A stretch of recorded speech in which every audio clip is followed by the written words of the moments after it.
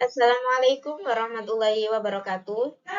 Saya Siti Nafisa dari kelas 3C PAI Reguler Institut Agama Islam Syarifuddin Lumajang, Indonesia. Nah, saya di sini akan menjelaskan sedikit tentang pendekatan, model, strategi, metode, dan teknik pembelajaran, di mana ini termasuk mata kuliah, model, dan strategi belajar mengajar dengan dosen Bapak Dr. Ahmad Ihwanul Mutakin, MPDI. Nah, di sini ada poin pentingnya.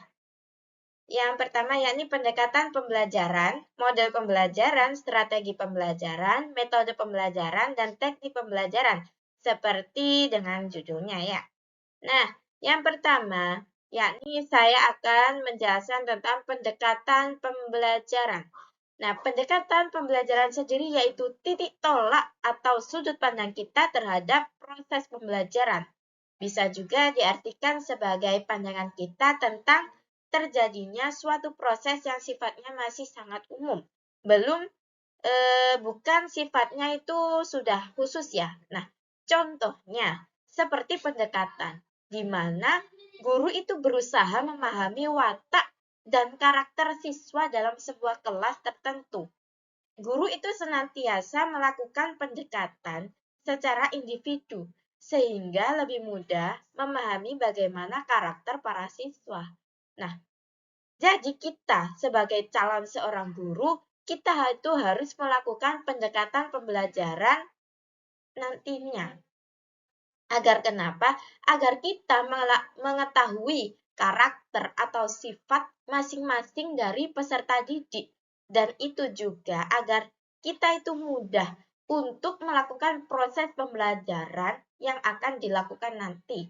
Jika kita tidak melakukan pendekatan pembelajaran, kita nantinya tidak akan mengetahui karakter atau sifat dari peserta didik kita nanti. Dan itu akan menyusahkan kita dalam melakukan proses pembelajaran. Itu dari pendekatan pembelajaran. Selanjutnya, jenis pendekatan pembelajaran. Nah, jenisnya itu dibedakan menjadi dua jenis, yakni pendekatan pembelajaran yang berorientasi atau berpusat pada siswa. Yang kedua, berpusat pada guru. Jadi ada dua ya, teman-teman. Berpusat pada siswa dan berpusat pada guru. Itu tadi jenis pendekatannya. Yang sekarang yakni model pembelajaran. Nah, model pembelajaran sendiri itu merupakan bungkus atau bingkai dari penerapan suatu pendekatan, metode, dan teknik pembelajaran. Bisa juga dikatakan dengan wadah dari tiga itu tadi. Nah, misalnya pada model pembelajaran PBM, di mana siswa itu diharuskan agar melakukan kegiatan diskusi. Nah, di mana diskusi tersebut itu memiliki tujuan untuk memecahkan masalah yang ada. Misalnya, memecahkan suatu masalah yang ada seperti saat kita presentasi atau saat kita melakukan suatu diskusi. Di situ kan biasanya ada seorang narasumber atau biasa disebut dengan presentator. Juga ada seorang moderator, pemimpin jalannya diskusi itu tadi. Nah, itu dari model pembelajaran. Nah, selanjutnya yakni macam-macam model pembelajaran. Sebenarnya macam-macam model pembelajaran itu sangat banyak sekali macamnya ya. Tapi di sini saya mengambil 4 macam, yakni model pembelajaran secara langsung, PMRI, PBM, dan kontekstual. Nah, yang pertama yakni model pembelajaran secara langsung. Contohnya, menyampaikan materi melalui ceramah, tanya jawab, dan sebagainya. Nah, apa sih yang dimaksud dengan model pembelajaran secara langsung? Nah, model pembelajaran secara langsung ini kita lakukan kayak sekarang ya, kayak sehari-hari kita di sekolah. bertatap muka secara langsung dengan adanya guru dan murid dan juga bahan ajar. Nah, pembelajarannya itu dilakukan secara langsung, bertatap muka, tidak secara virtual, tidak seperti pada saat pembelajaran COVID-19 kemarin itu. Karena berhubung COVID-19 sekarang sudah hilang, jadi kita melakukan pembelajaran secara langsung, ya kan? Nah, selanjutnya ya, ini model pembelajaran PMRI. Nah, apa PMRI itu? PMRI yakni Pendidikan Matematika Realistik Indonesia. Contohnya itu seperti apa? Siswa itu mudah mengerjakan soal yang diberikan seperti saja atau seadanya itu saja. Siswa itu sudah bisa mengerjakan dengan menjadikan objek yang ada di lingkungan sekitar itu sebagai permisalan, sebagai contohnya. Itu dari model pembelajaran PMRI. Yang ketiga yakni model pembelajaran PBM. Nah, PBM itu cara pengajarannya itu berdasarkan masalah yang ada. Contohnya itu kegiatan diskusi yang sudah saya jelaskan di depan itu tadi ya. Di mana ada moderator, ada narasumber atau presentator, dan lain sebagainya. Dan biasanya yang memimpin itu guru agar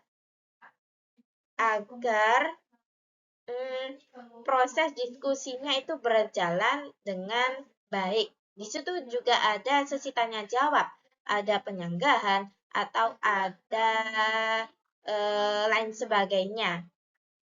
Itu dari model pembelajaran PBM, yang contohnya itu diskusi itu tadi ya. Nah, selanjutnya yakni atau yang terakhir, model pembelajaran kontekstual.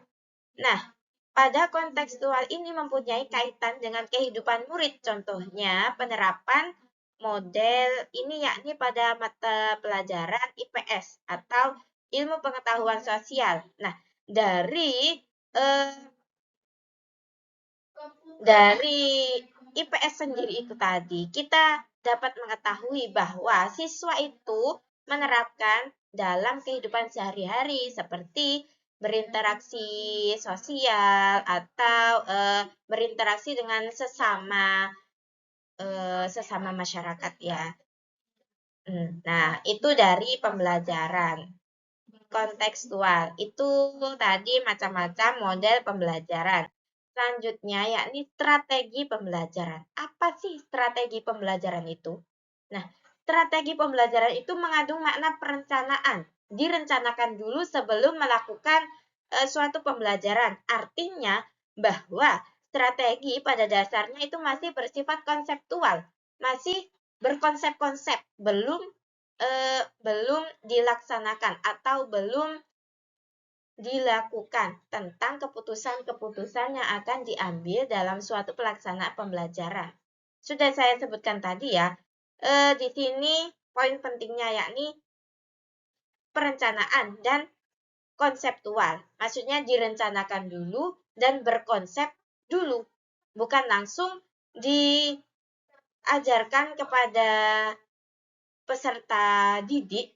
Nah, dikhawatirkan jika tidak ada strategi pembelajaran, nanti dikhawatirkan tidak kondusif pada saat proses belajar mengajar. Misalnya pada saat pembelajaran, siswa itu mudah bosan atau mengantuk. Maka kita sebagai guru itu melakukan sekreatif mungkin agar siswa atau peserta didik kita itu tidak merasa bosan atau mengantuk pada saat proses belajar mengajar itu tadi. Entah itu dilakukan sesi diskusi atau tanya jawab atau permainan atau lain sebagainya. Banyak sekali strategi pembelajaran yang sudah kita ketahui ya. Selanjutnya yakni Newman dan Logan itu mengemukakan 4 unsur strategi dari setiap usaha. Jadi setiap usaha itu memiliki strategi yang berbeda-beda. Yang pertama yakni mengidentifikasi dan menetapkan spesifikasi dan kualifikasi hasil yang biasa kita sebut dengan output. dan sasaran atau target ya, yang harus dicapai. Jadi ada sasaran yang harus kita capai, ada target yang harus kita capai dengan mempertimbangkan aspirasi dan selera masyarakat yang memerlukannya. Itu yang nomor 1. Nah, yang nomor 2 itu apa? Yang nomor 2 itu mempertimbangkan dan memilih jalan pendekatan utama atau biasa disebut dengan basic way yang paling efektif untuk mencapai sasaran. Jadi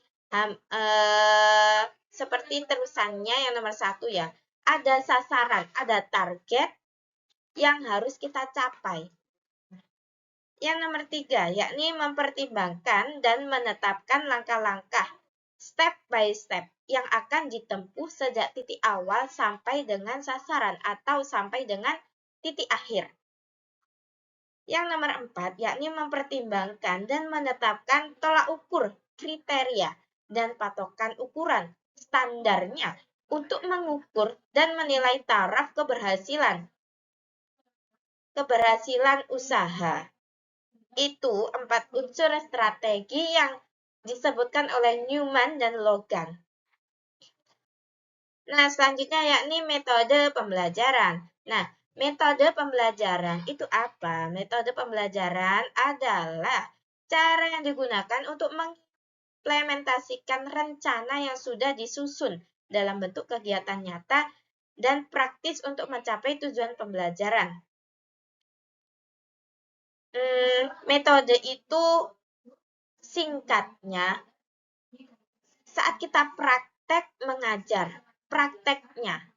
Kalau strategi tadi itu kan perencanaannya. Kalau metode ini praktek yang kita lakukan. Misalnya, guru itu mengerti bila siswanya dalam keadaan yang mudah bosan, ngantuk, galau, dan lainnya.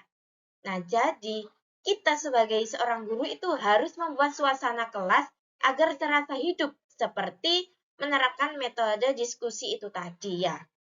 Yang sudah saya jelaskan di depan itu tadi, entah metode diskusi atau metode lainnya yang sudah saya sebutkan di depan. Maksudnya yang akan saya sebutkan di tahap selanjutnya. Ini dia, metode pembelajaran yang tepat agar efektif dan menyenangkan.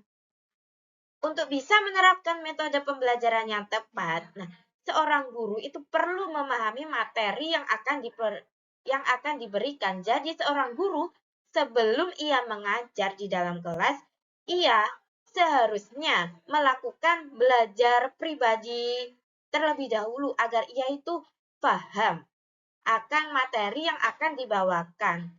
Nah, serta karakteristik peserta didik. Ia juga melakukan pendekatan terhadap peserta didiknya agar ia mengetahui karakteristik peserta didik itu bagaimana.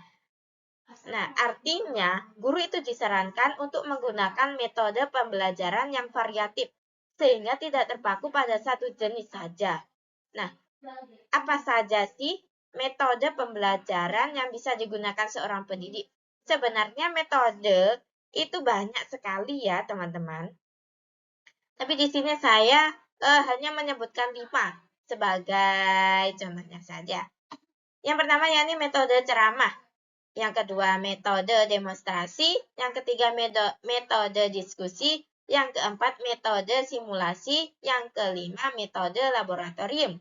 Metode-metode tersebut pengertiannya atau contohnya itu bisa kita cari di Google ya teman-teman. Kita lanjutkan. Yang selanjutnya yakni teknik pembelajaran. Teknik pembelajaran itu diartikan sebagai cara yang dilakukan seseorang dalam mengimplementasikan suatu metode secara spesifik.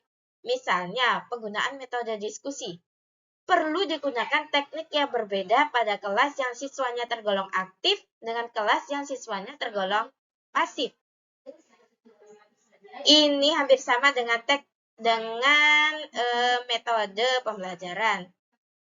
Cuma terdapat perbedaan ya teman-teman. Nah, dalam contohnya itu, jika kita menerapkan metode diskusi pada kelas yang aktif, maka kita sebagai guru cukup mengarah-ngarahkan saja. Nah, jika kita menerapkan metode diskusi pada kelas yang tergolong pasif, jadi kita selain mengarahkan, kita juga ikut dalam diskusi tersebut agar diskusi tersebut itu berjalan dengan lancar. Seperti guru menjadi moderator atau membantu presentator atau narasumber yang sedang menjelaskan. Atau juga bisa seorang guru itu membantu saat tanya jawab jika siswanya atau peserta didiknya itu mengalami kesulitan. Itu ya teknik pembelajaran. Nah, perbedaan selanjutnya yakni perbedaan antara pendekatan dan model pembelajaran ya. Nah, jika pendekatan itu merupakan suatu sudut pandang kita terhadap suatu proses. Nah, dan jika model merupakan wadah dari pendekatan, metode, dan teknik pembelajaran. Jadi, perbedaannya itu, pendekatan itu merupakan bagian dari model itu tadi. Nah, itu perbedaannya antara pendekatan dan model pembelajaran. Yang selanjutnya yakni perbedaan antara strategi dan metode pembelajaran. Nah, jika strategi itu terdapat unsur perencanaan, direncanakan dahulu yang di dalamnya terkandung konsep keputusan yang akan diambil. Juga terkandung konsep-konsep yang akan kita ambil itu seperti apa. Jadi direncanakan dulu dan juga berkonsepkan dulu. Nah, itu strategi. Jika metode pembelajaran merupakan cara kita menyampaikan materi kepada peserta didik seperti apa. Metode itu seperti penerapan dari strategi pembelajaran. Jadi metode itu praktek kita yang dilakukan secara langsung ya. Itu perbedaan dari strategi dan metode pembelajaran.